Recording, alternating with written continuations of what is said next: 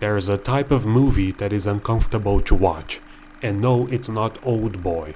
It's early 2000s to mid 2010s movies with wide lead characters where the naivete of liberal optimism is on full display, and where the biggest drama in it is the fact that some white girl's dumbass boyfriend cheated on her right before her big work presentation. All the while you know damn well that between one party scene with two token black people standing around to another party scene with two token black people standing around, Obama was bombing children in the Middle East. The 2008 financial crisis came and went, the banks were bailed out, and we acted as if nothing happened. Edward Snowden did his thing, and it seemed like we were all freaking out about it, but the most relevant thing that we did was say, man, technology is crazy, and then we all collectively shrugged and maybe got ourselves a VPN, completely missing how this singular event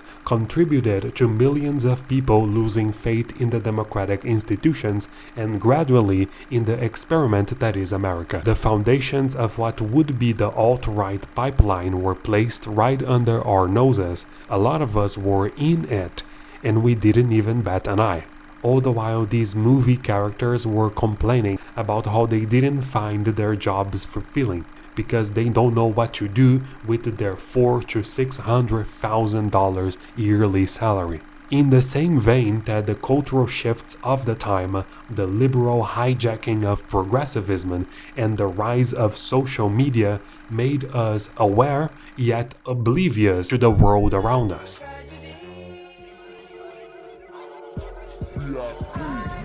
Look, this kind of movie was Hollywood slop before superhero movies, so I'm not claiming these movies should have been more nuanced at all. I'm just saying watching them now is kind of funny, if not uncomfortable, because it's way too real. We did this.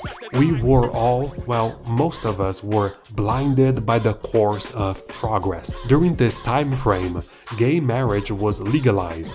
The first black president was elected.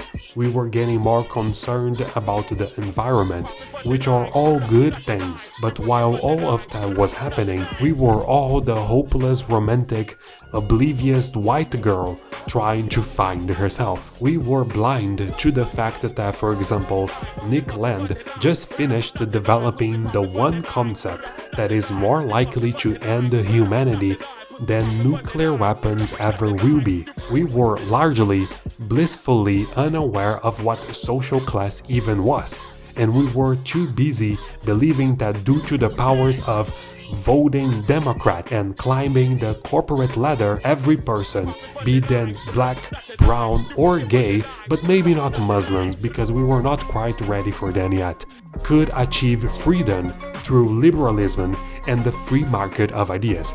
These movies are a representation of the class unconscious liberal idea that the way to achieve freedom is through financial stability and the procurement of capital. This might have been the last period when a college degree was something more of a job guarantee, and when finding a job was either relatively or extremely easy for most of us, and we were being fed movies about white people with a cushy job who were dissatisfied with their careers and then go on to embark on some sort of pretentious, self-righteous, spiritual journey. To be fair, this type of movie existed in the 90s as well, and it hasn't gone away.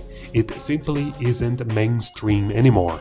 But there's something cathartic about watching a movie that is all about some rich white girl pursuing the wrong person, only to then find out that the right person was some other slightly less rich white guy. If only life was that simple. We all thought it was that simple back then.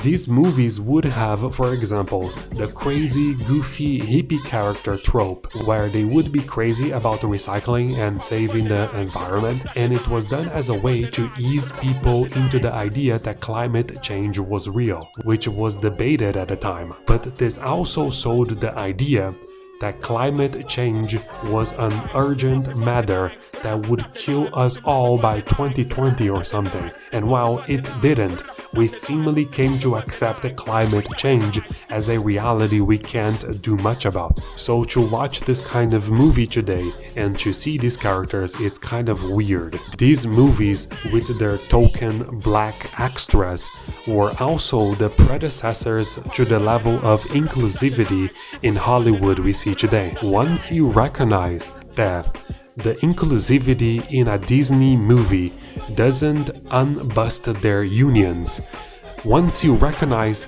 this perceived wokeness in Disney movies doesn't give their animators a livable wage, and it doesn't make them an ally of anything other than profit, then seeing these characters is just embarrassing. In the same way that it is embarrassing to see that today the minorities themselves are some of the most hardcore integralist fascists since the times of the Estado Novo, and therefore they continue to be unconscious.